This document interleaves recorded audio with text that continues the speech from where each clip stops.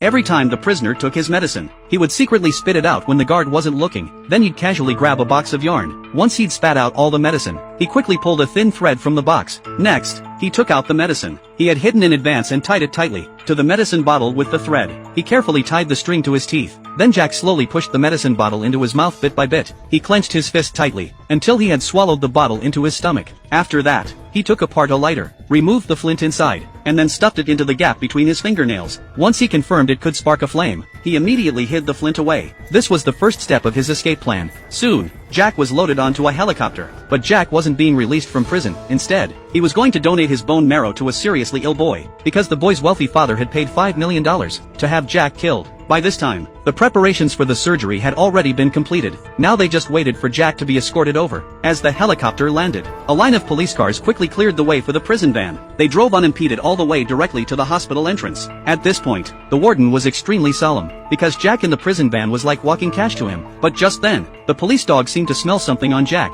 only for Jack to scare it off right away. When Jack saw the confidential documents being handed over to the hospital staff, he immediately realized that he now belonged to the wealthy man. Jack looked at the wealthy man in front of him with great gratitude. If it weren't for the man, he would never have had a chance to escape. After learning that Jack was a high-risk, dangerous prisoner, the doctors could only carefully lift Jack onto the hospital bed, without removing his handcuffs. When the doctor responded to Jack's praise, she decided to help him take off the handcuffs. That was when Jack bit open the medicine bottle he had swallowed earlier, because Jack knew that the doctor was about to anesthetize him, so he got ready immediately. The nurse hurried to inject the anesthetic into Jack. After the injection was done, Jack closed his eyes. On the other side, the boy was waiting for the bone marrow transplant. While the nurse thought Jack would soon lose consciousness, little did she know that Jack wasn't passing out at all.